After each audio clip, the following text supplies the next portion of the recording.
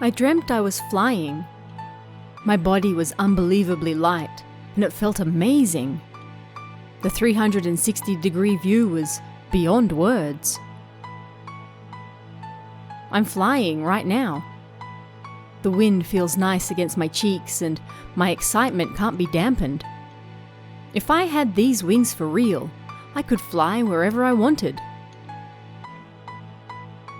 Do you really think so? A small seed of doubt was born within me. Do you really think you're flying? You only have wings like that, right? I can fly with any wings. Look. I try flying higher to forget all my worries, but I can't. On the contrary, the ground never leaves my sight, and even now my feet are still planted on it. It's just like I told you, right? You can't fly like that. Not with those wings. No matter how hard I flap my wings, it's useless. Even if I set my sights high, these thin wings can't get me there. Unable to fly to my heart's desire, I grow more and more helpless. My wings flutter and buzz on my back. What are they? These wings that hold me up, what on earth are they? Don't worry about it. They're just rustling. But I was curious, so I turned around to see.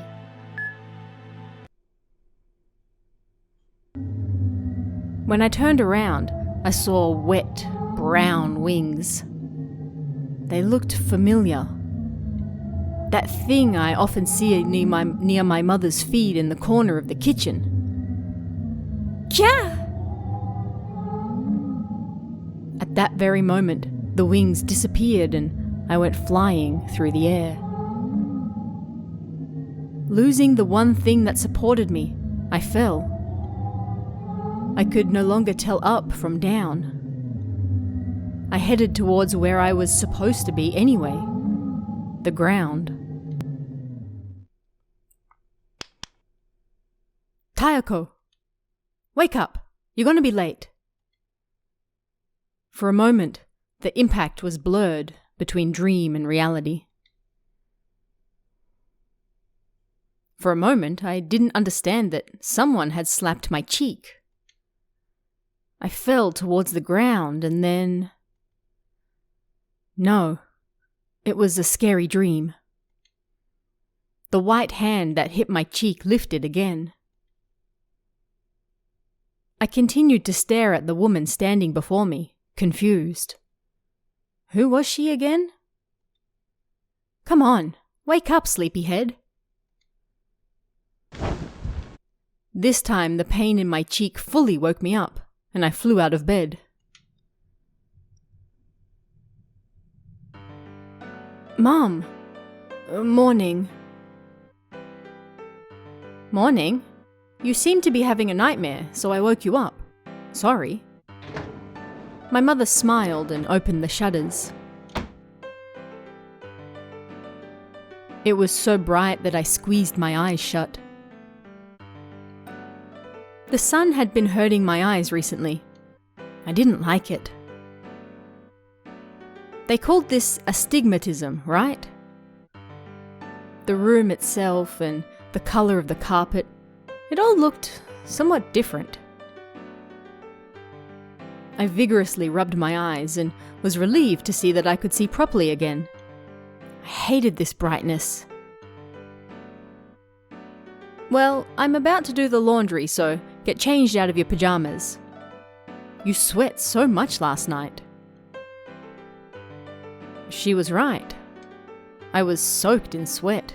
It was gross. I quickly got changed. You'll be late if you don't get dressed soon. Mum handed me my uniform on a hanger in exchange for my pajamas. I hesitated for a moment. What? I stared at Mum, trying to say something. I wanted to say, There were so many things that I wanted to complain about. Mum, of all people, might understand me. She might let me stay home from school. But as I opened my mouth to say her name, I was horrified.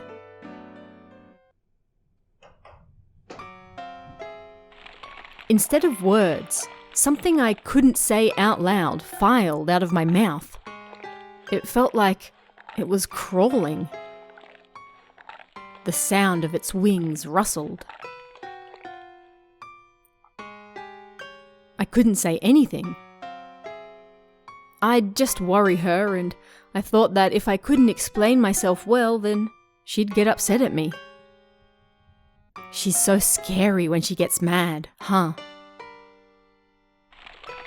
I could again sense the wriggling of a beetle, and I pressed my hand to my stomach.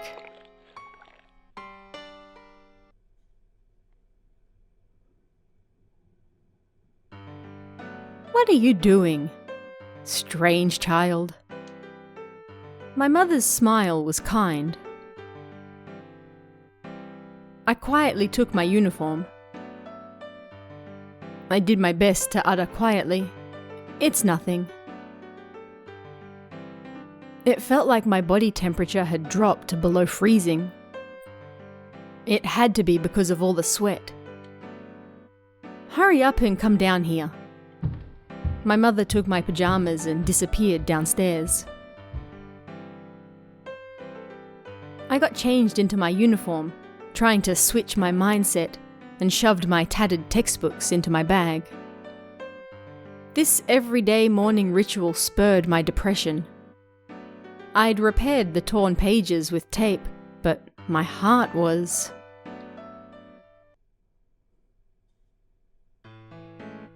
I went downstairs with my heavy school bag, and there was some cold milk and cereal waiting for me on the table.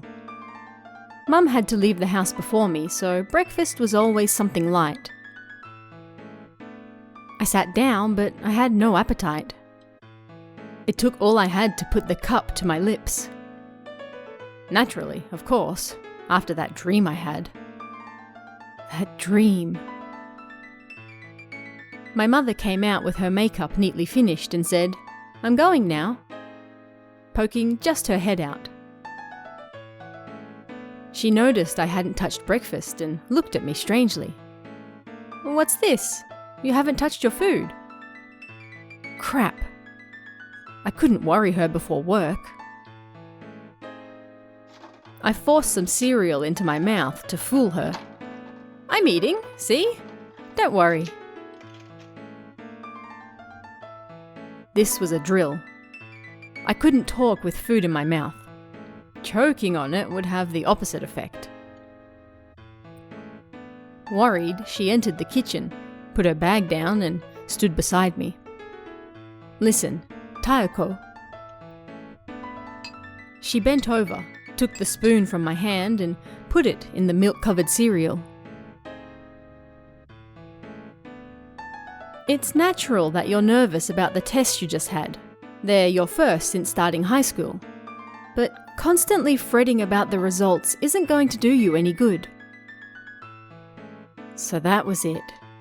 She thought I was feeling down because of the tests. I was about to tell her that wasn't it, but then I closed my mouth. I couldn't tell her the real reason. You need to do your best and let go, okay? That's why you can't skip breakfast. Otherwise, you'll lose motivation. So go on, eat up. If you don't, I'll be too worried to go to work. I was weak to those words. I nodded and opened my mouth, and my mother put the spoonful of cereal in, like feeding a child.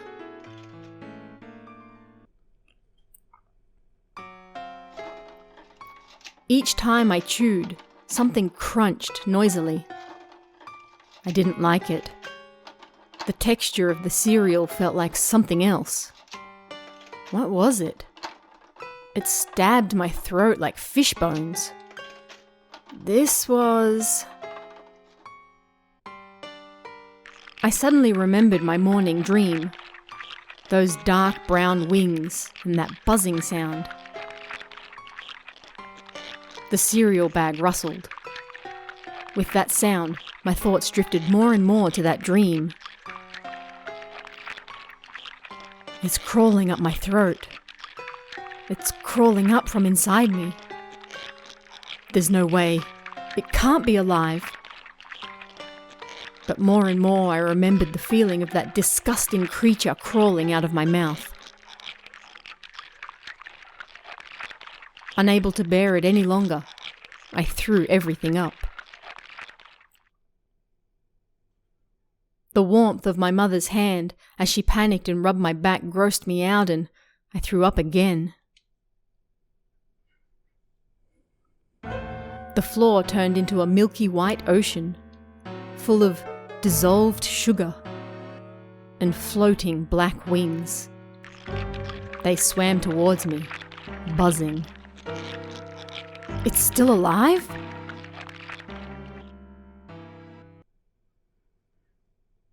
Have you caught a cold? Do you have a fever? Mum grabbed a cloth and wiped the floor, and then put her hand to my forehead after tearing off the tablecloth. The feeling of her hand on my forehead brought me back to my senses. I couldn't see wings anywhere. What was I saying? I'm sorry. You shouldn't push yourself if you're not feeling well. But it seems you don't have a fever. That's good. She sounded relieved from the bottom of her heart. Although I thought it would have been nice if I did, because then I could easily skip school. Imanaka-san won't be coming to school today because she's sick.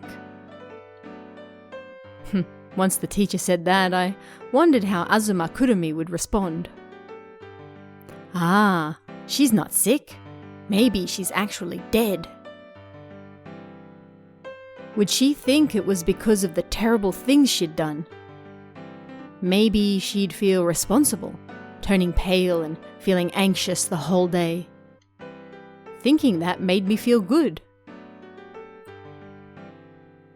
I'll clean up the rest, so you head off to school. My mother's voice broke through my delusions. But what about you? I'll be fine being a little late. But you'll be late if you don't get moving now. Then I'll have no reason for being late myself. Take some pills for your stomach before you go, just in case. So I had to go to school after all. I quietly filled a cup from the tap and drank it. My throat still stung from throwing up, and the water made it sting. I didn't want to go to school. My mother looked up at me as I put the cup back and checked my complexion. Would she notice? I was afraid of school. I wanted to stay home all day with Mum. Come on, Mum. Please notice. I did my best to send her telepathic messages, but they didn't get through. She pushed me towards the door. Come on, quickly now. She wasn't very sensitive. But you have to go to school. All the time. Yesterday and tomorrow, you have to keep going to school. I didn't want to, but I resigned myself. This was just part of daily life. If I didn't go, then what was the point of living? I'll be back, I waved. In the end, I wasn't able to worry Mum. My kind, beautiful, amazing mother. I didn't want to worry her. All I had was my mother.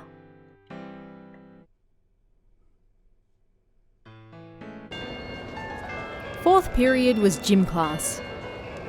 We were practicing the jumping boxes in the gym.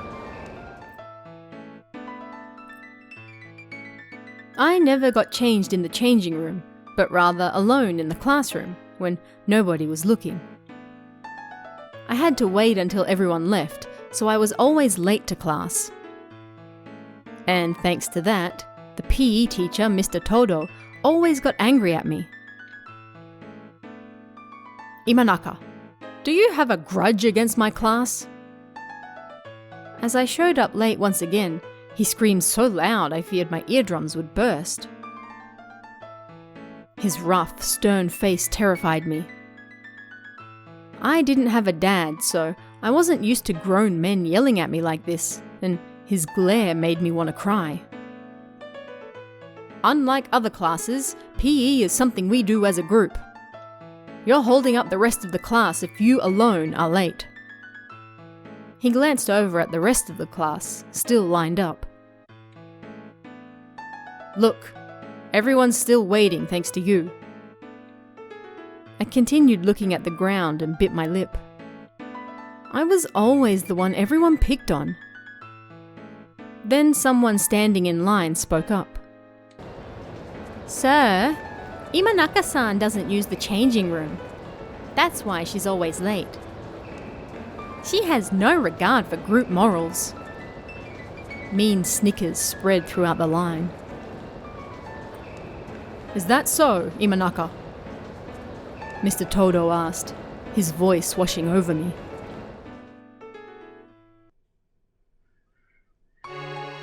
That voice just now had to be Azuma Kurumi. I hated her. What a tattletale. "Mr. Todo, why don't you take this opportunity to ask her why she doesn't use the changing room?" It was the same voice that spoke up before. I didn't have to look to see who it was. She wanted to see Mr. Todo get angry at me, so I'd cry. It wasn't like I enjoyed coming late to class. If I used the changing room, then people would dump my uniform in the trash and hide my shoes. I hate this. I want to die. I twisted the sleeve of my jersey and something inside rustled, like the buzzing of wings. The feeling of a bug crawling around was so real. It was gross. Although, it's better for us if she's not around too. Ha, you could say that again. It stinks when she's around. Because Koki-chan stinks like kitchen garbage, yeah? Everyone laughed at Azuma Kurumi and her friends, totally not speaking in quiet voices. My face turned red. My mother worked, so I had to buy groceries at the supermarket on my way home from school. Because some other kids saw me, they joked and called me an old lady. What does Koki-chan mean? Everyone laughed at Mr. Todo's question. The rustling sound got even louder. Please, stop laughing. Stop it.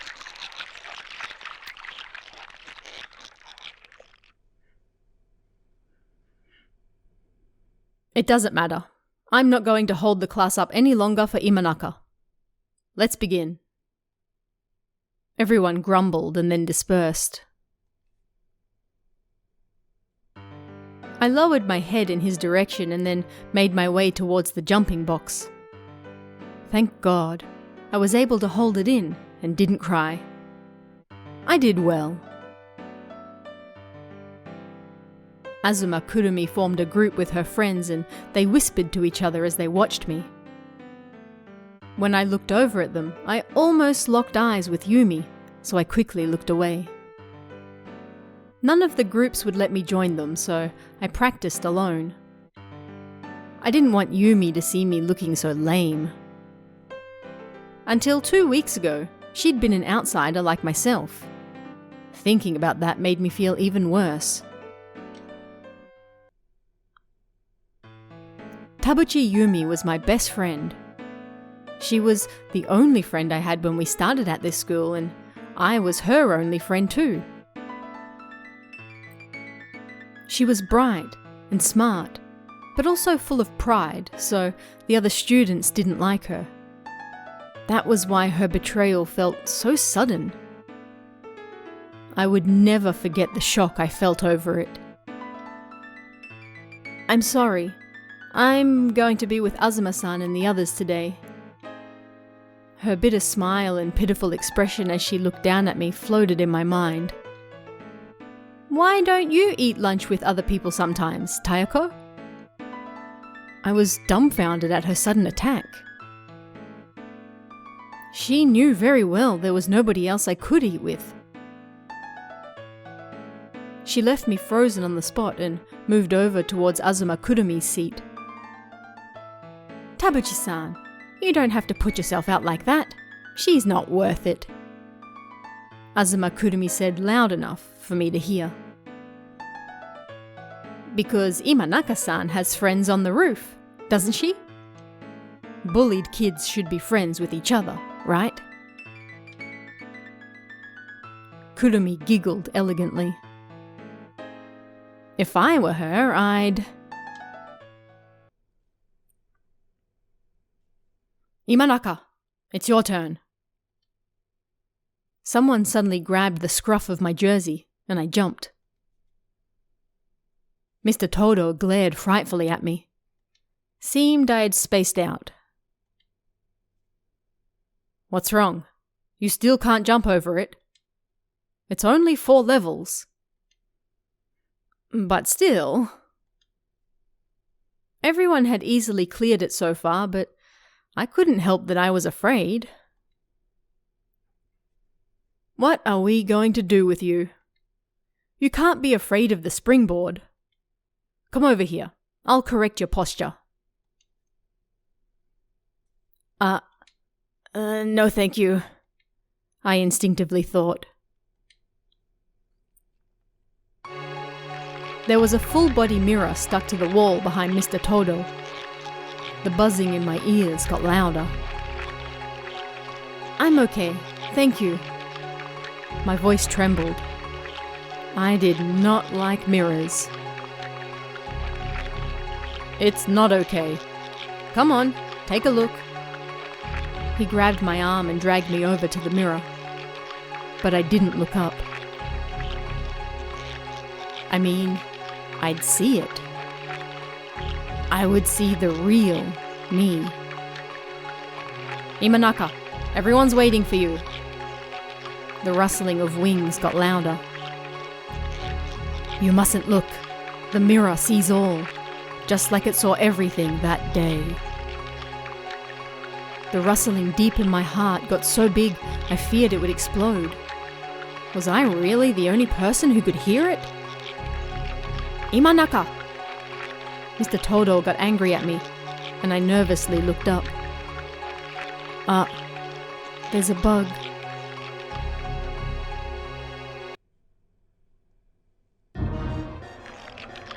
I couldn't hear Mr. Todo nor my classmates' voices. The rustling was so loud that I feared the bug caught in my throat would break free at any moment from my body. When I saw myself in the mirror, for a moment I wasn't Tayako, but something else. They're going to eat me. The bugs. They're going to eat me.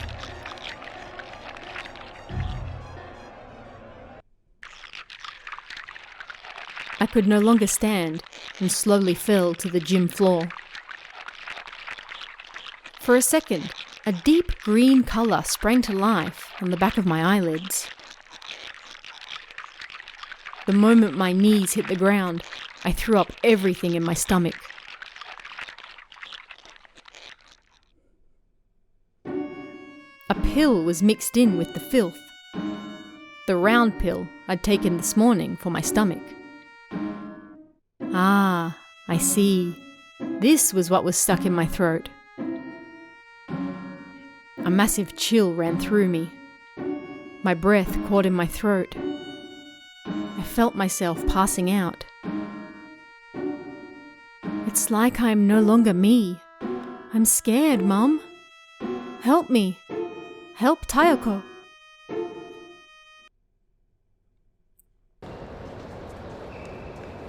So have you really been disappearing to the roof for lunch lately? 3 days later, I was cleaning after school. I was done cleaning and was putting everything away when Azuma Kurumi and her group came in. Water flowed from the tap I hadn't yet turned off. Water flowed into the cracked tiles behind them as the three of them surrounded me, and the tallest looked down at me. You know you're not allowed on the roof, right? We thought that maybe you didn't realize that. If you're just eating lunch, you can do that in the classroom, you know? That's right. We don't like your attitude, acting like you can't eat in the classroom if we're there too. I turned my gaze away from them.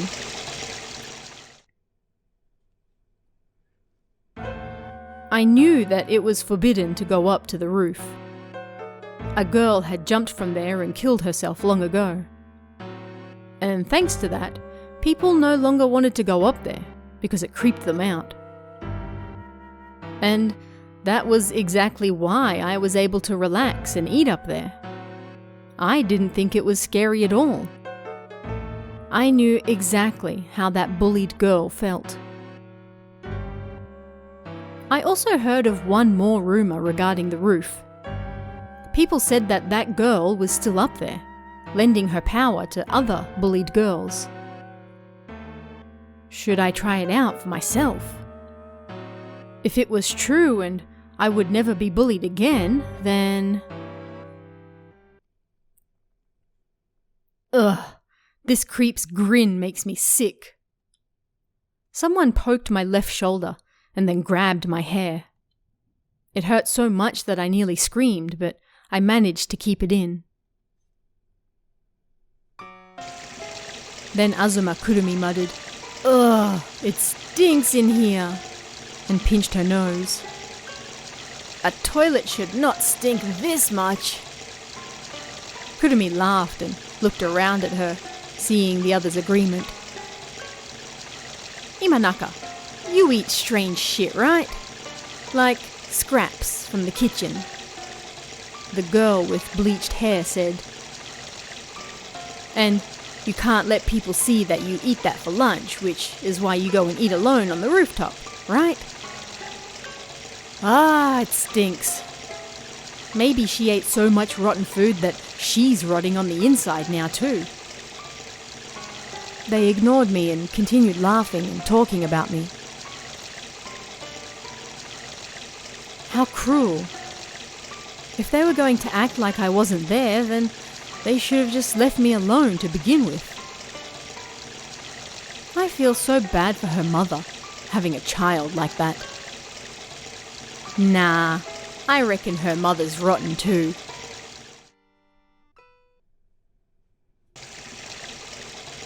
I flipped. They dared speak ill of my mother? My mother's not like that. I intended to scream at them, but the voice that came out was small and pathetic instead. They all laughed and then glared at me. Well, aren't you the sassy one? Shall we seal that mouth shut for you? I stumbled backwards as they closed in on me. The running water behind me splashed onto my back, soaking me. Azuma, look! I found something real nice. The beanpole's voice rose to a higher pitch.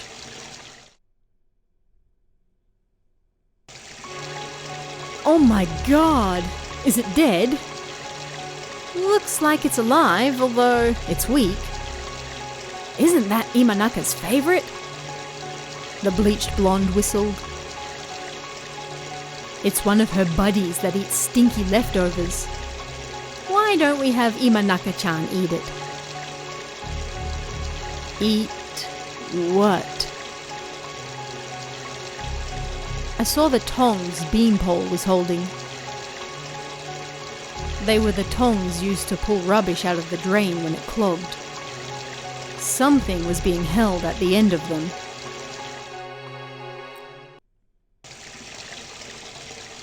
Brown wings. It was the one thing I hated most. A cockroach.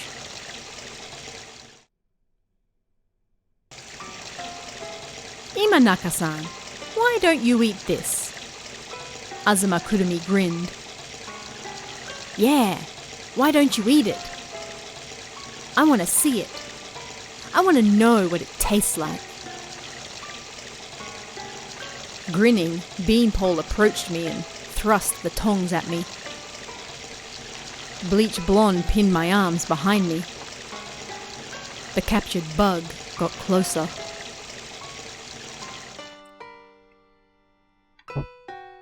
I tried to shake them off and run. No way. No way!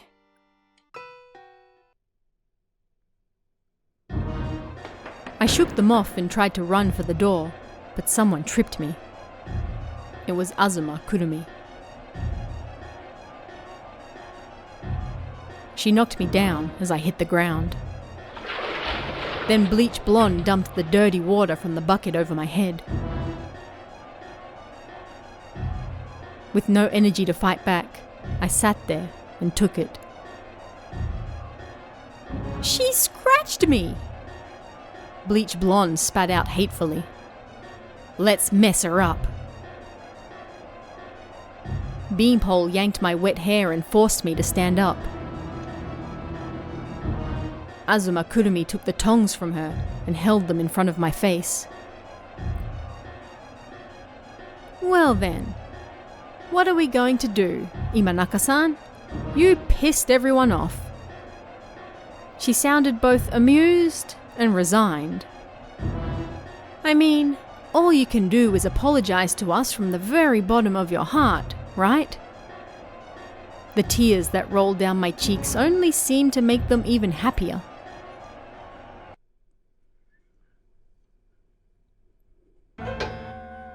They forced my mouth open and shoved the tongs in. The metal banged roughly against my gums.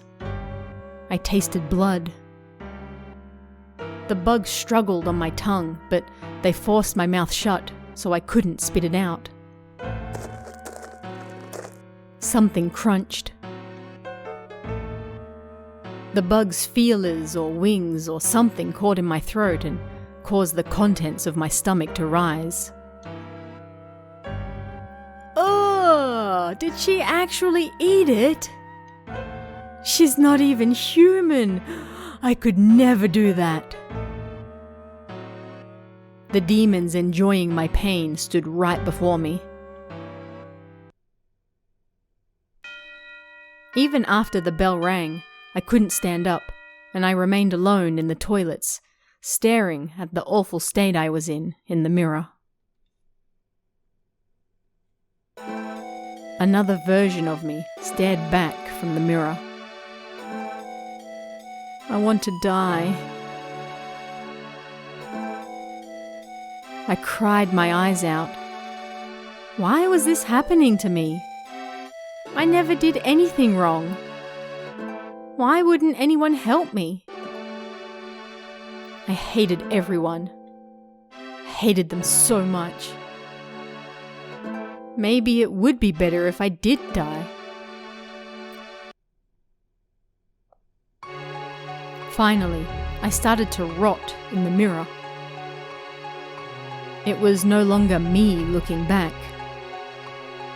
My flesh fell off and my bones stuck out. Nobody would recognize it was me. No, only my mum would, no doubt. She alone would cry over my dead body and I would be left all alone in the ceaseless buzzing. I saw a white shirt at the end of my long, long dream.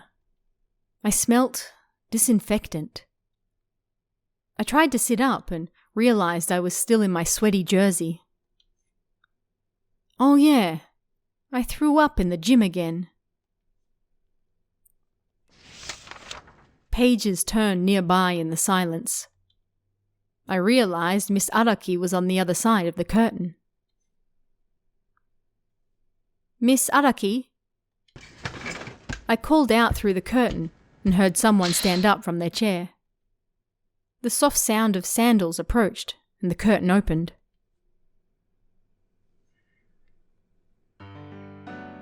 How are you feeling? This was the 5th time I'd thrown up in class since the cockroach incident. Everyone was getting fed up with it. Not knowing what was going on, the teachers didn't bother to hide how annoyed they were. But Miss Araki alone was different.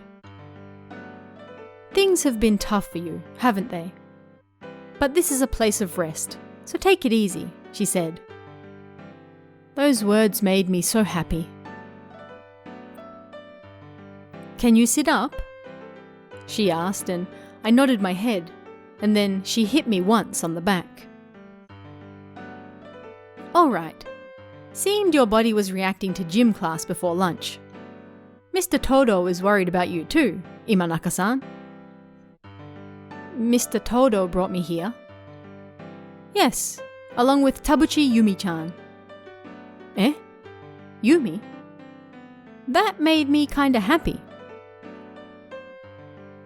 Miss Araki stood up and handed me a permission slip to return to class. So this was what she was writing before. It had the reason for why I was late written on it. 5th period has already started, so take this with you, she said in a business-like manner. I've already told your 5th period teacher, so don't worry.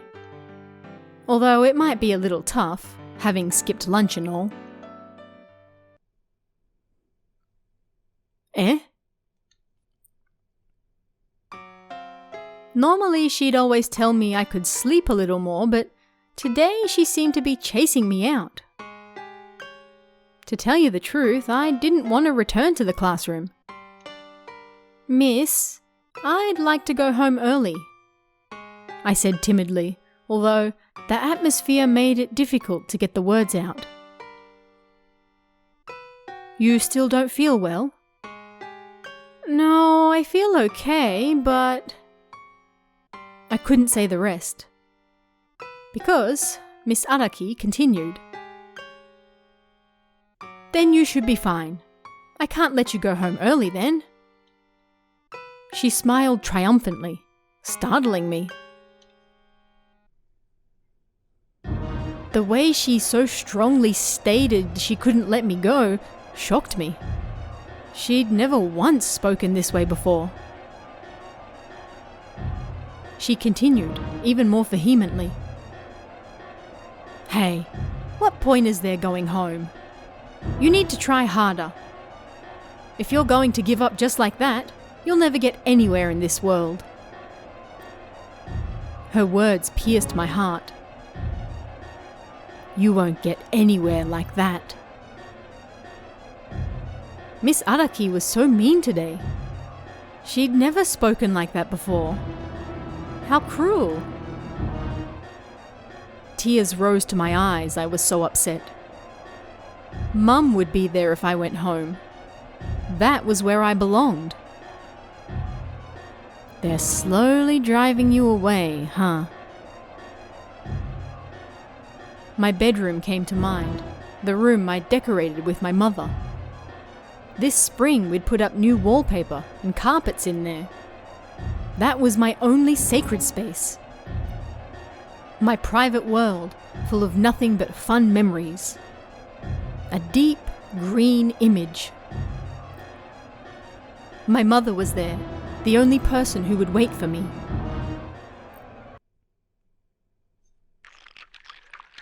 The buzzing sound, which had calmed down for a while, got louder again.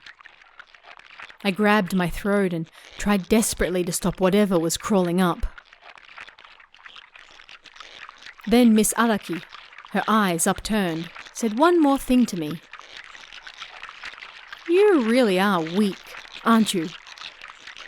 You should try calling for help from a ghost sometime. Because you can't do anything by yourself, can you?"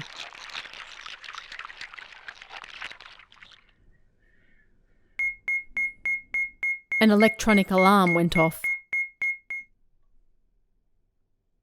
Miss Araki's hand suddenly reached out towards me.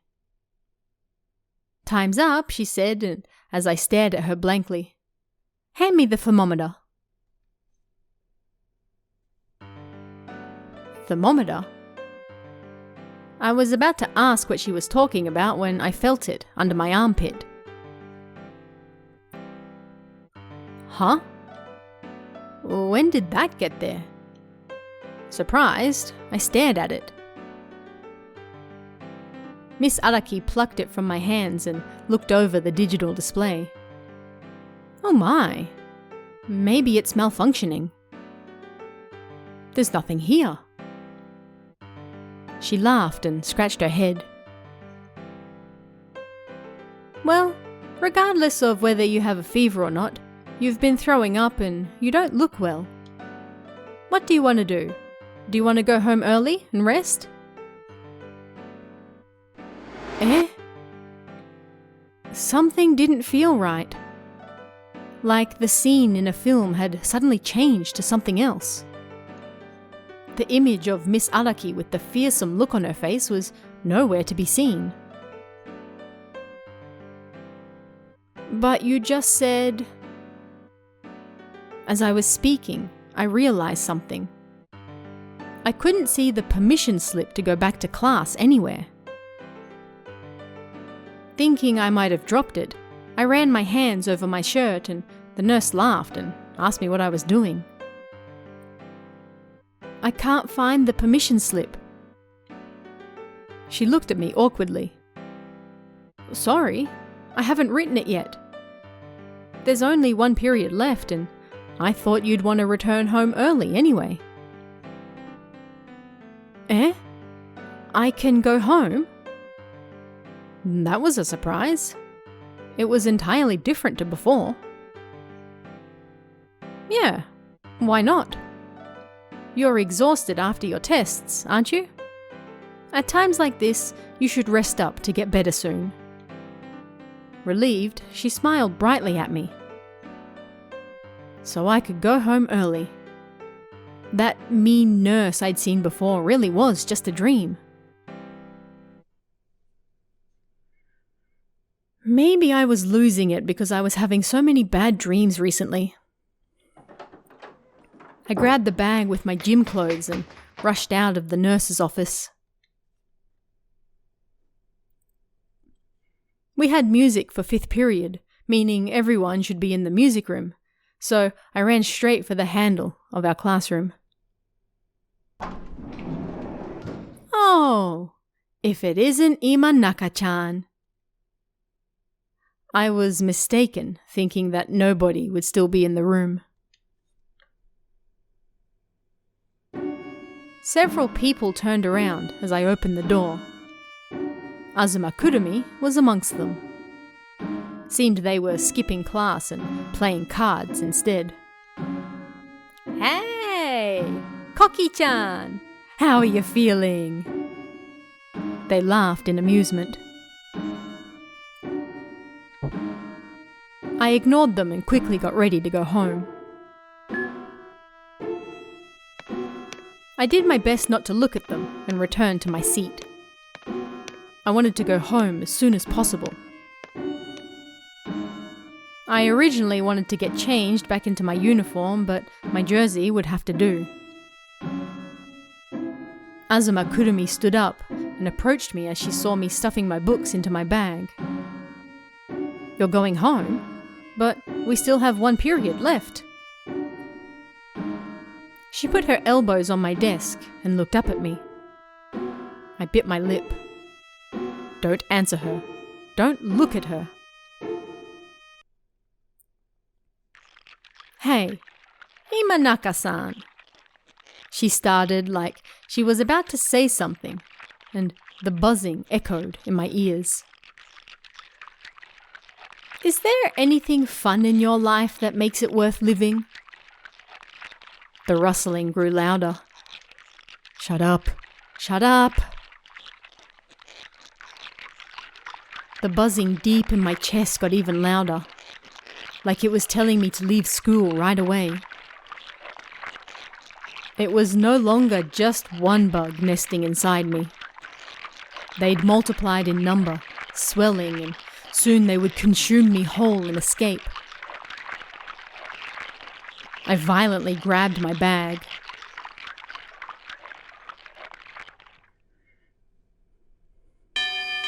I rushed out into the hall, almost knocking Azuma Kurumi over, and the loud ringing of the bell broke the school's silence. For just a moment, I couldn't move, like an invisible thread had wrapped around me. The bell was so loud, it felt like it was running amok in my head. I dropped my bag. I desperately tried covering my ears, but it did nothing. All of the windows facing the hall opened at once, and countless white hands reached through them. These white hands threatened the black bugs inside me. What the hell is this? I tried to run for the entrance, but something grabbed my arm, and I couldn't move. Struggling did nothing, and I continued to be held back. "Let me go! Let me go!" Even yelling did nothing. The bell had already rung, so why was nobody coming out? I dropped to a crouch, and the white hands let go of me. Finally, they all slowly pointed in one direction. They pointed away from the entrance. The white arms turned into guideposts and pointed me towards the roof. "Your house is up there, right?" The arms disappeared the moment I heard Azuma Kurumi's voice. We were the only ones left in the hall. Slowly she stood in front of me, raised her arm to eye level, and pointed over my shoulder. "She's waiting for you on the roof, isn't she? The other you, your weak, tiny, bullied friend."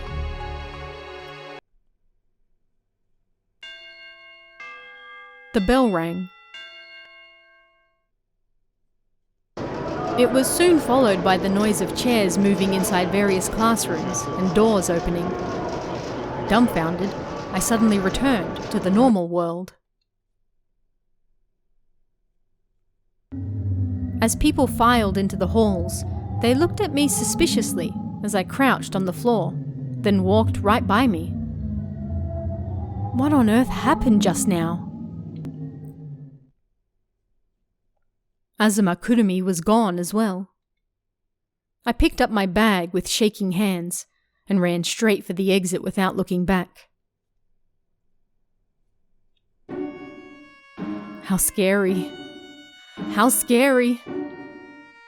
It was like something evil and unknown had wrapped itself around me. As soon as I got home, I locked the door and shut myself in my room. I should be safe here, but that anxious feeling refused to disappear. I prayed Mum would come home soon and trembled beneath my blanket. At some point, I fell asleep.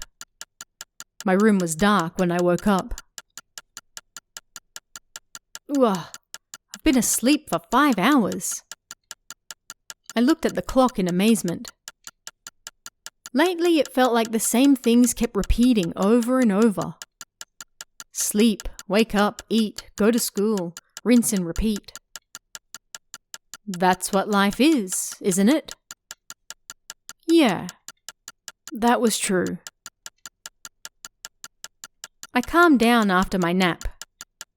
That was all just another bad dream. That was how I felt. On that note, I'm hungry. Mum said she would be a bit late today. Maybe I should eat my leftover lunch. I didn't normally snack before Mum got home. But I can't have her finding out I didn't eat my lunch either. Yeah, that was right. Alright, let's eat. I succumbed to temptation and opened the lid. It's gone bad. A horrible smell assaulted me as I took the lid off, and I leaned closer to check it.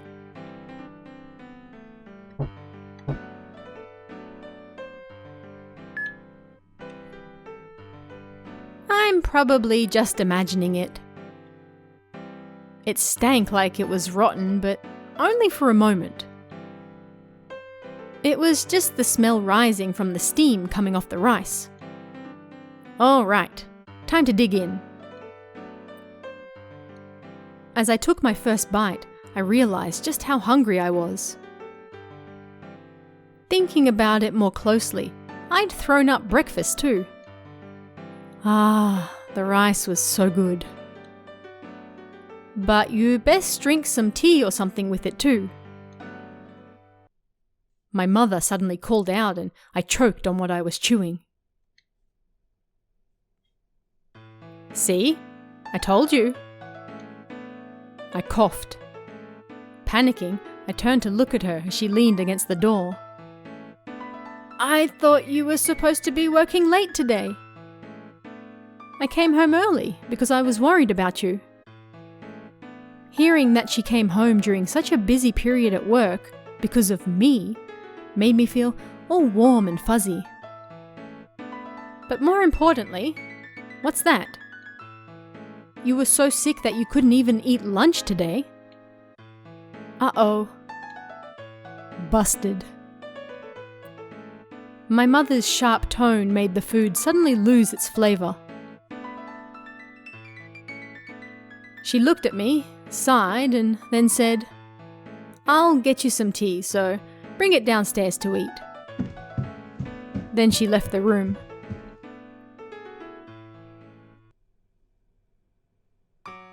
Maybe she'd taken it the wrong way and thought I didn't eat lunch because I didn't like it. What will I do if Mum turns against me as well? Scared, I called out to her as she went downstairs. Mum, But she went straight into the kitchen as she hit the bottom of the stairs. Oh well. I'd explain everything to her later. She would understand me. Morning came once again, and I left for school. School brought me nothing but pain, so why did I keep going there? Because you have to. That was true.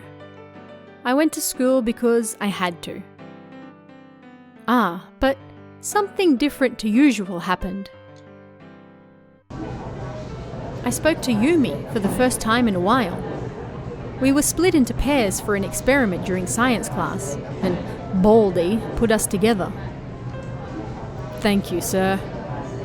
From here on out, I'll make sure to call you Mr. Tanabe rather than Baldy, so please forgive me. The classroom was noisy, but I lowered my voice and tried speaking to Yumi. Thank you for yesterday. I was scared she might ignore me, but she said, What? She thankfully answered me. Miss Araki said you brought my clothes and such to the nurse's room yesterday. The tension melted from her soft cheeks and she smiled. It wasn't that big of a deal. No, I'm glad you did. And then I went home early, so I couldn't say thank you. It's fine. More importantly, I'm glad. You look fine now." Ooh-ah. So Yumi hadn't changed. She didn't hate me. It was like all that awkwardness between us up until now had been a lie. It was like the good old days, as we messed around and the experiment went well too. It was so fun, like we'd gone back to the early days of school. I realized at one point that Azuma Kurumi was staring at us, but I paid her no mind.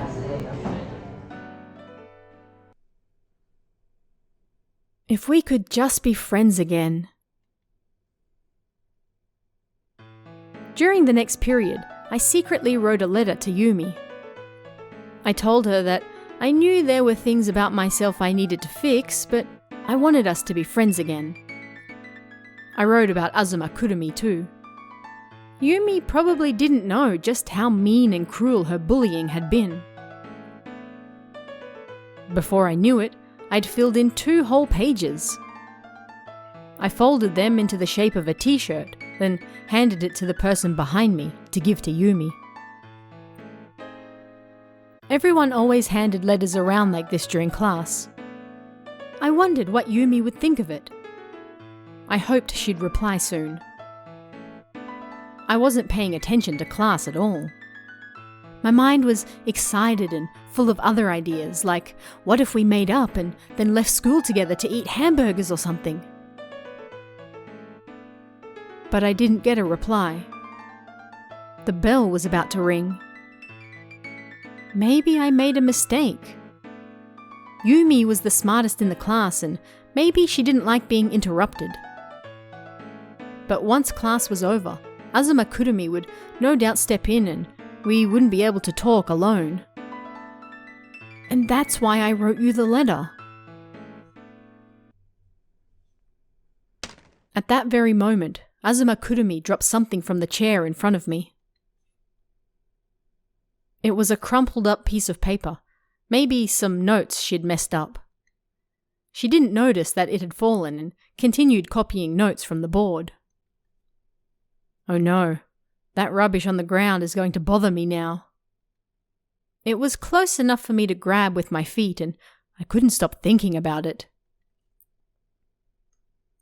I decided to pick it up and leave it on her desk, but when I did, my hands suddenly stopped. I knew my face had gone pale. I did my best to open the piece of paper without making a sound, but still, it rustled. No doubt about it, this was the letter I'd written to Yumi. There was a footprint on it that had to have been done on purpose. Things had been scribbled all over the margins and my writing. Idiot. Go home. Cockroach girl. You smell. Why don't you go die on the roof? All sorts of things were scribbled on it. Most of the girls in the class had probably read it and then laughed at me. None of them cared anything about my pain. A large hole opened in my heart. Nobody would look at me. Nobody would talk to me. Even the teacher seemed to look right through me to the person sitting behind me. And come to think of it, they never even asked me to answer questions either. Did I even really exist? It would be no different if I didn't. Bile rose to my throat and next thing I knew, I threw up. The red and yellow burdock root and carrot I'd eaten for lunch went everywhere. The screams and cold laughter around me seemed another world away. It's so cruel, isolating me like this. So cruel.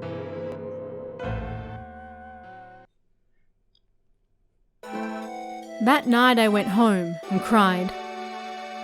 Mum seemed to notice my puffy eyes, but she said nothing and quietly left me alone. I barely touched dinner and then locked myself in my room, crying as I looked at photos from junior high. I wanted so much to go back to those times. I didn't want to think about school at all, so I shoved my uniform and bag in the closet. I wanted to throw it all away. The more I thought about it, the more I hated my flower print wallpaper and beige carpet too. It didn't feel like my room, and I couldn't relax in it. I was probably just taking my anger out on it all. I was anxious and sad without reason. Numerous thoughts ran around in my head, and even as I lay under the covers, I couldn't sleep. Maybe I should just die, I thought. Would anyone cry if I did? They wouldn't, would they? The rustling got louder and louder, as though laughing at my sentimentality. What an idiot I was.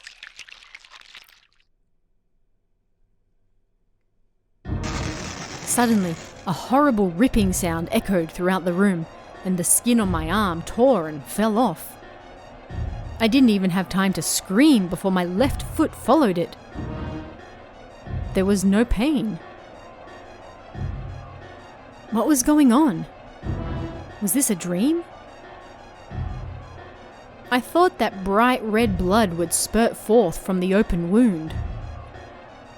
But what sprang forth was, you already guessed, right? Those disgusting brown-winged bugs. One after another, the larvae were born. Then they slipped past my pillow, climbed over my blanket, then jumped off my bed and disappeared into the darkness. There was nothing left inside of me.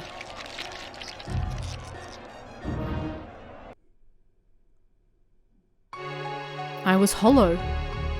The bugs had eaten everything inside of me for nourishment. It's a dream. I know it is. But why does it make me so sad? The bugs slipped through the only thing remaining of me, my bones. I slowly pulled my hand out from underneath the blanket and extended it towards the roof.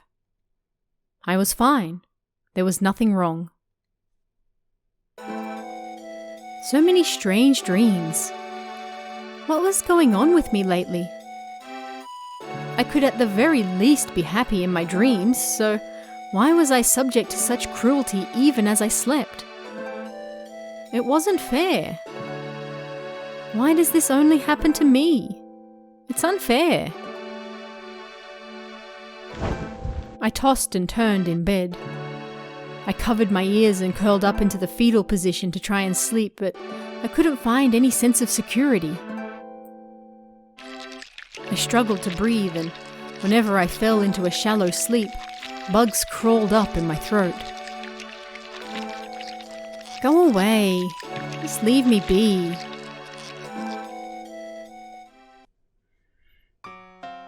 Suddenly, I sensed a presence. I squinted and saw Mum standing by my bed. Her thin white arms moved as though to pierce my chest. Seeing such a thin silhouette in the darkness surprised me, but I was unable to call out, having just been on the verge of sleep. My eyes were drawn to her cuff. It was a flower print blouse. Ah, so she was blending in with the wallpaper, which was why I couldn't see her very well. Why was Mum in my room at this time? I wanted to ask her, but the next time I woke up, she was gone. I must have been having another nightmare, and so she was worried about me. It really was a strange night. As usual, I barely slept and woke up numerous times. It was a long, long night. I think I had several dreams. I didn't remember them all. Yet amongst them, I dreamt that Azuma Kurumi and her friends subjected me to cruel torment. It was all their fault. If only they weren't around, I'd be able to sleep without dreaming. The next day, I found myself surrounded by darkness. By the time I heard the sound of the key turning, it was already too late. I'd been locked alone in the janitor's closet, which could only be opened from the outside. "Let me out!" Azuma Kurumi and her friends were there. She was the ringleader of all of this. "Koki-chan, you like dark places, don't you? One of the teachers on patrol after school will no doubt let you out. Don't worry, we'll tell them that you went home early." Several of them laughed on the other side of the door. "You're so gloomy, Imanaka," the voice spat out. "You're always throwing up in class and hiding in the nurse's office. Everyone can see what you're doing. You should just stop coming to school already." Pushing and pulling on the door did nothing. I banged on the door with my fist, but it seemed they really did plan to leave me locked in here. "Because you're always being so mean to me. I'm doing my best, but you..." Everyone's laughs gradually faded away, as though they couldn't hear me at all. In the distance, the bell rang. I screamed and screamed, thinking someone might hear me, but before long I gave up and slumped against the door. My eyes got used to the dark before long. Looking around, the closet was packed with flower vases we only used for school ceremonies, decorations for the culture festival and sports days, and various seasonal goods as well. I'm just like these things, aren't I? The corner was especially dark. I heard something rustling in there. Or maybe I was just hearing it in my head. I sat on the floor where the bugs were crawling around. White dust flew up as my skirt spread out. Whatever. But I will never, ever forgive Azuma Kurumi. If I said something to the teacher, that was no good. They'd just ask me what they should do about it. The teachers were no good. I had to find someone who would really listen to me and understand my feelings. But if so, then who? At that moment, I was hit by inspiration. I remembered something. There is someone who will understand me. Her. The teacher on patrol that night let me out of the closet, and I was finally free. The sun had already set, and as the teacher told me off, secretly, I was pleased. This was my chance. It doesn't matter. Be careful on your way home, the teacher said, and when I was finally able to leave, I pretended to return to the classroom to get my bag. A resolution was born in my heart. My mother was spending the night in Kansai for business and wouldn't be back. So it wouldn't be a problem if I got home a little late. I have to go. This is my only chance. The school building was silent. The north hall facing the schoolyard was still bright, but the south hall leading towards my classroom, as well as the stairs leading towards the roof, were pitch black. I was scared. But there was no turning back now. Trembling, I slowly climbed the stairs leading to the roof. Keep it together, Tayako. You don't want to be bullied anymore, right? You want to get Azuma Kurumi back, right? The wind blew strongly on the roof. The cold of the night air in the moonless sky was piercing. In contrast to how it felt during the day, it was like something was waiting there for me.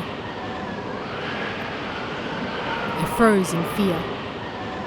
But I had to go. It was time, to be reborn.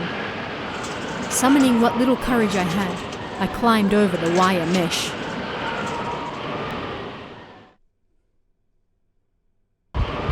The spell was as follows. After climbing over the wire mesh, you had to close your eyes and slowly take 5 steps towards the edge of the roof. You had to battle with the fear that you might trip and fall over the edge. If you're brave enough to do that, then you could repel the bullying, people said. It was a simple spell like that. That was the one thing I wanted to believe and cling on to. I closed my eyes.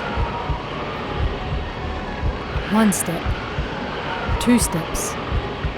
As I counted, inwardly, I called out to that someone. Please, lend me your strength.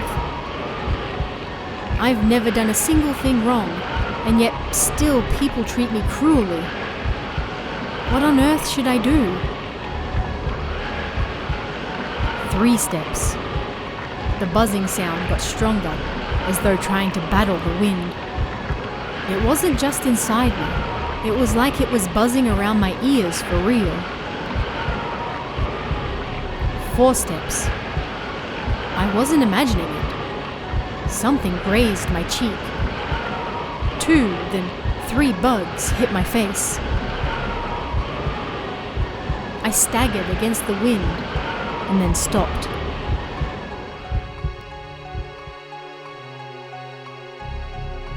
Intrigued, I opened my eyes. Then I opened my eyes.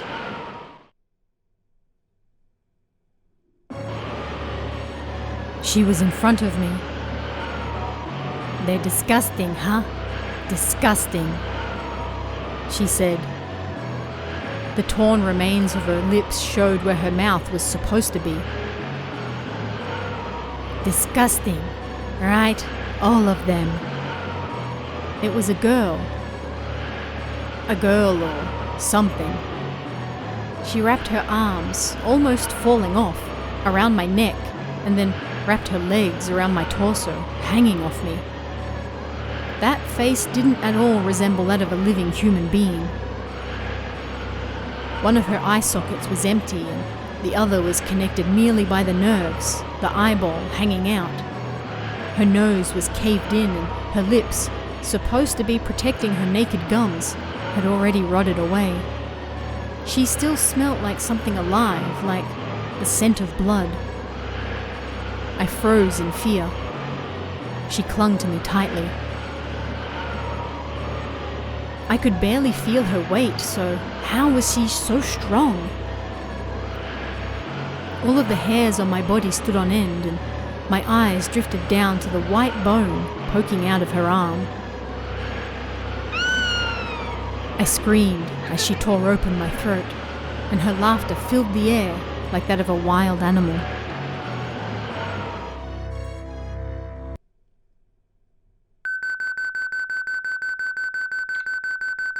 A beeping woke me up. Next thing I knew, the alarm clock I used in junior high was sitting in my hand. I did nothing, merely holding the clock as it continued to buzz, and sat up. What am I doing? Finally, the buzzing stopped, as though it had given up. The clock said it was 7:20 a.m. It's nothing, right? Nervously, I checked myself over. I can speak too, right? I didn't notice anything out of the ordinary. This was my room, in my house. The hand holding the alarm clock was covered in sweat. It started getting bright outside, and I could hear the old ladies talking outside near the trash spot. A normal morning like any other. When on earth did I get home?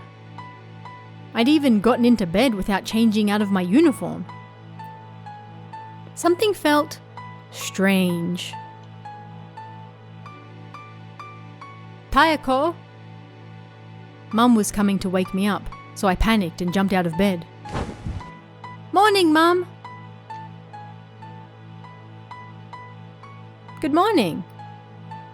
Her lips curled up as she answered, and she smiled.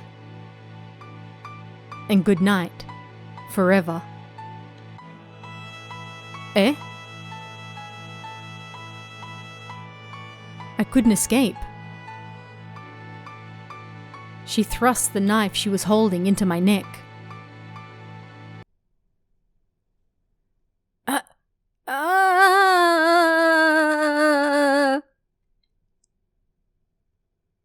My head dropped to the beige.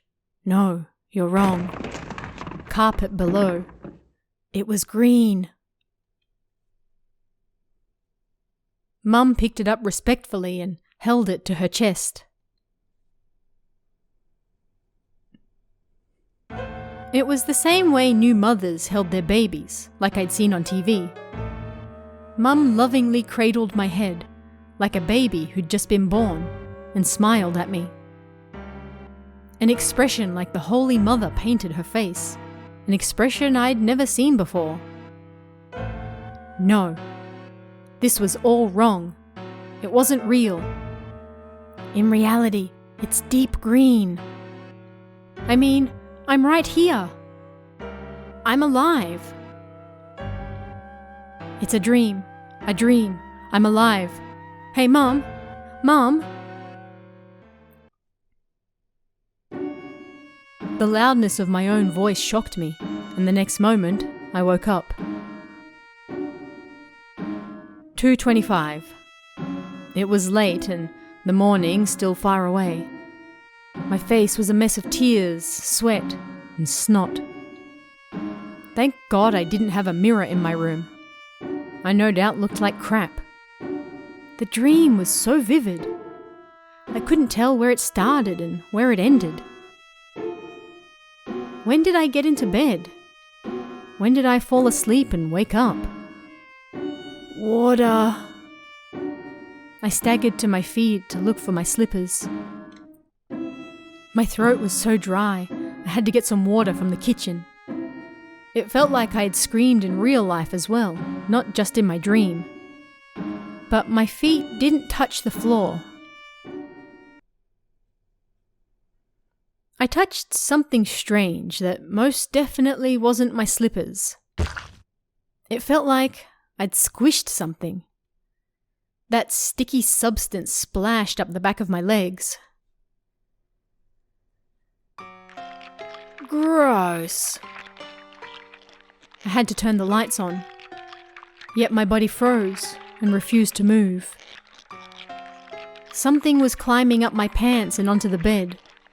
Over and over, a massive line of them. That buzzing. As my eyes adjusted to the darkness, I finally realized what it was.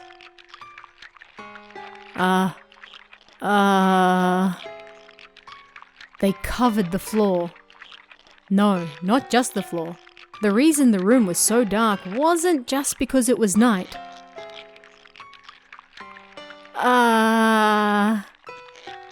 My scream was swallowed by all the buzzing.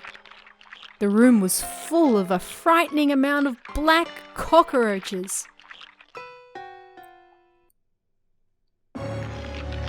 On the desk, inside the glass bookcase, around the light on the roof, there were black bugs everywhere. I let out a long scream. Something sour crawled up the back of my throat and I threw it up on my pajamas. 2 or 3 bugs crawled around in it.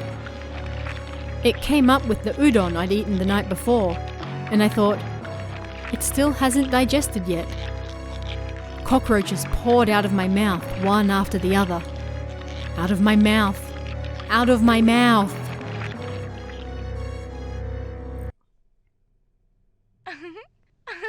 There's no saving you. You're going to die. You're undoubtedly going to die. Someone laughed above my head. An upside-down face appeared in front of me. That girl's ghost hung from the roof. It wasn't a dream. The spell failed. Because I opened my eyes before counting to 5. or because I was moved by hatred. I flew to the door without even touching the bugs, and then threw myself down the stairs in a daze. But even though there were only 15 steps, I was unable to reach the first floor. I ran and ran. The girl's breath approached my ear. "You were thinking about how you hated everything, right? You summoned me, didn't you?" She laughed. The words didn't come from her mouth, but rather spat out with the blood from her torn throat. I moved past scared at the sight of her and straight into horror. I covered my eyes, unable to look at her. Her breath suddenly washed over my face. At the very same moment, my feet slipped, I lost balance, and I hit my back as I fell. Ugh! Crap, I hurt my back. Unable to get up, the girl planted her hands and crawled over me like a beast. I tried my hardest to crawl back on my elbows. She smiled and watched me. "It's no good. There's nowhere for you to go." "Shut up, shut up, shut up!" "If I run to the kitchen, I can lock the door." I ran desperately. I was somehow able to reach the kitchen, and I flung the door shut as she tried to get in, trapping her fingers. Her rotten fingers fell to the floor in front of me. Everything fell silent on the other side of the door. I collapsed on it, my back in pain, and did my best to calm my breathing. For some reason, tears spilt forth. I couldn't believe this was happening in my own home. This home with Mum was the only place in the world where I couldn't be hurt. So why was this getting in the way of my happiness? I thought the same thing. The girl appeared in the locked room without a sound. I realized that locks meant nothing to a ghost. I opened the door beneath the sink and pulled out a large knife.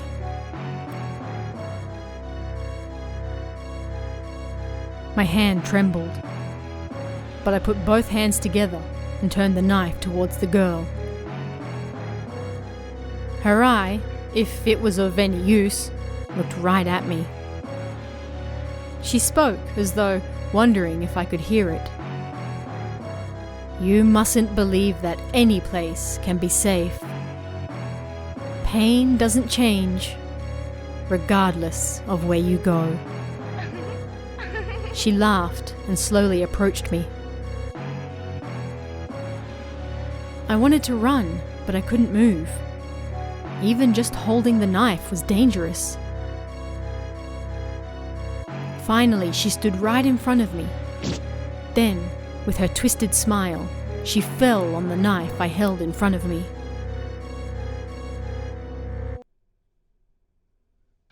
My fingers seemed to become part of the handle, and unable to let go of it, the knife pierced all the way through to her back, through her rotten insides. I thought I heard the sound of squelching. My arm thrust deep into her flesh. She whispered in my ear as the knife pierced her belly. "We're exactly the same. That's why you summoned me, right?"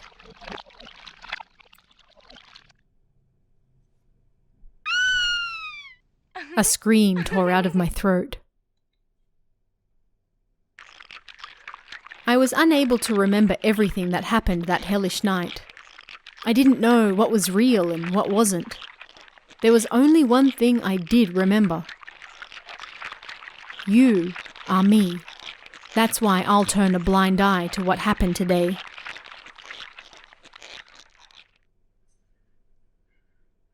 I didn't even realize I'd wet myself, and stupefied, I looked up at the bright window. Both the knife and the girl had disappeared in the morning sun. As time went on, the bruise on my back hurt even worse, and I was forced to admit that what had happened was real. But I couldn't stay home alone, so in the end, I went to school. I could have gone anywhere else, but for some reason, my feet carried me there. It was like some power was moving me that I couldn't fight against. My own will had disappeared. I was so afraid of things behind me that everyone laughed at me more than usual, and every time I thought of the roof, I threw up. It was like no matter what I ate, it never touched my stomach. Everything I threw up was undigested. It was so strange that it saddened me. The teachers and other students clearly blamed me for bothering them. Yumi looked at me coldly. Thankfully, you might say, I couldn't hear them.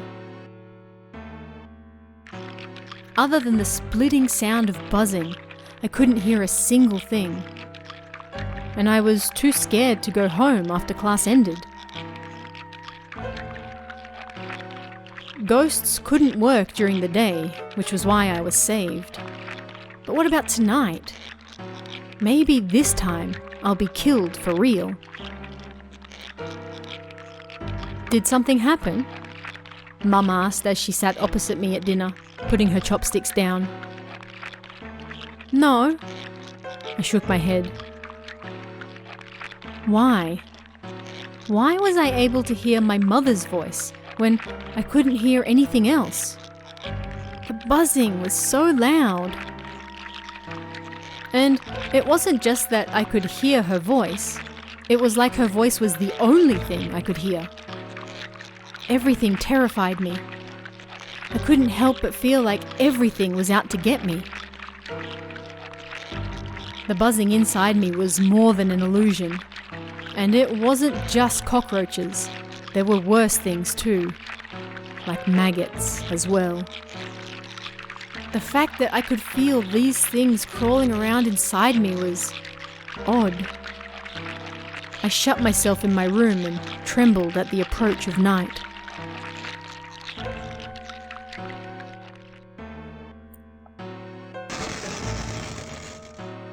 Then the flower print wallpaper started to peel all around me. So that meant this was a dream too, huh? All sorts of things came to mind as I stared at it, unblinking. I put this wallpaper up with my mother just this year, the spring before I started high school, so it was brand new. It was a print of small flowers on a white background. I loved it, and yet, looking at it now, I couldn't figure out what was good about it. Why on earth had I picked this? Maybe the glue we used hadn't been very good, which was why it was turning yellow. But it was still too soon for it to be that. It was peeling off because it was so cheap, no doubt. I huddled under my blanket on the bed and finally, the walls poked out from behind the wallpaper. A horrible feeling washed over me as I looked at the black stains. What was this feeling? The wall was covered in stains, except for one unblemished spot. It wasn't from the sunlight, and did I have any furniture placed there to begin with? It was too low to be a poster. It had to be... Yeah, I remembered.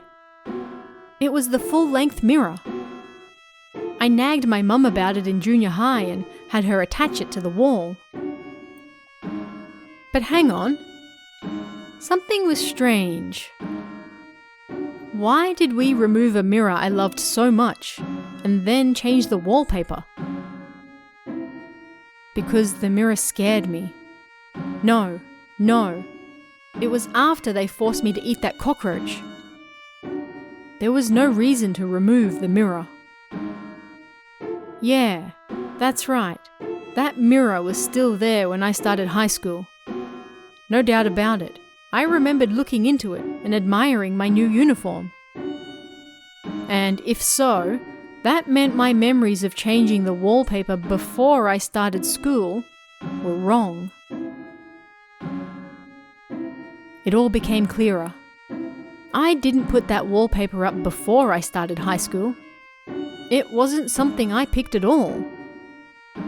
I hated flower prints. Hated? Why the past tense? But it seemed like so long ago. Nothing made sense anymore.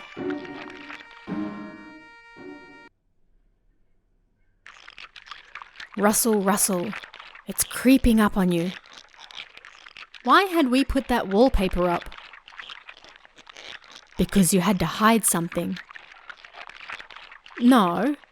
Why did we decide to put it up before high school to begin with? Humans always try to forget things they don't like. Questions assaulted me one after the other, and at the same time, I realized I already knew the answers. Mum put that wallpaper up. I remembered seeing it. I didn't help her. I just watched. That was it. I watched her from the floor. The red blood staining the green carpet.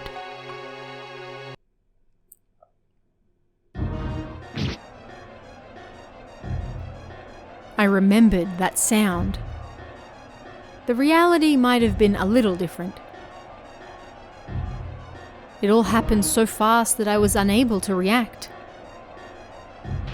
Blood spurted everywhere, and my vision turned red. The pain came rather late. I held my neck.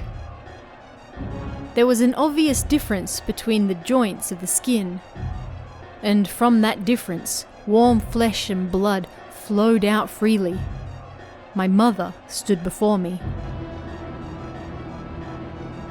I'd seen this scene before. Red liquid shone on the knife in her hand. I could imagine what that hand was going to do next. The knife thrust forward into my neck once more. It was no different to the swinging of a baseball bat. I can't speak.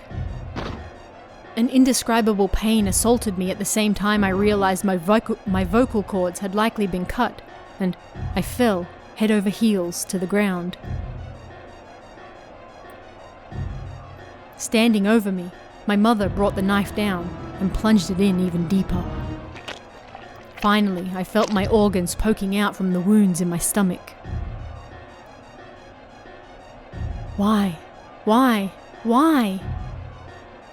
My consciousness faded with the sudden and intense blood loss. And yet, there was no telling where the pain would end. Why, Mother? Why? Why does everything always hurt so much? It hurts. It hurts. As my mouth moved silently, she leaned down over me, as though reading my lips. You can't die. Her tone was gentle and kind. That voice was my real mother. This wasn't a dream. Because you already died long ago.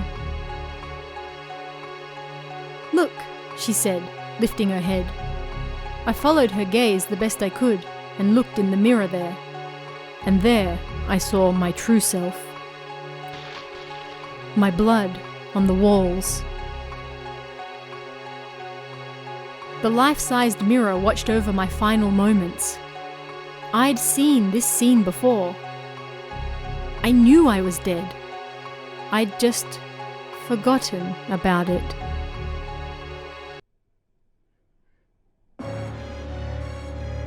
There's no place, that buzzing, for the dead, is there? I told you, didn't I? You are me. The undissolved medicine, that was me? my weakness, my dependence on it, crying, thinking I would be better off dead. But I was unable to take the steps to actually end my life, so I cried at how pathetic I was. My mother watched over me. Then, that's right, I killed you. That's why your pain never ends.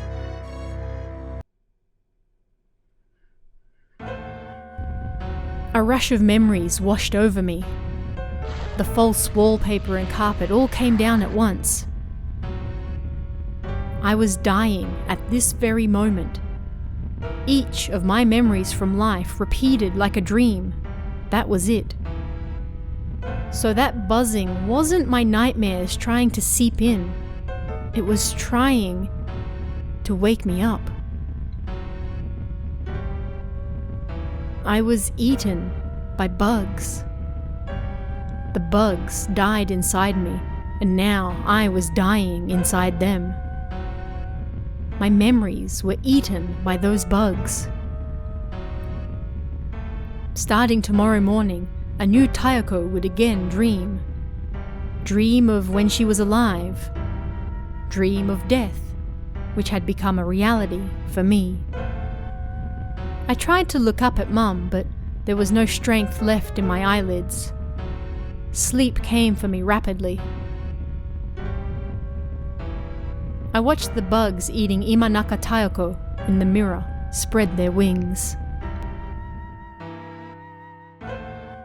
Ah, that's why.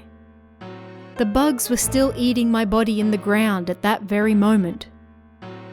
Were they being born from me too? That's why.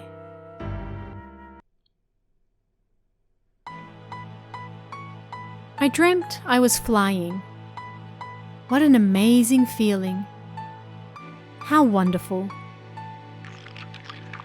Something buzzed between the empty spaces of my bones.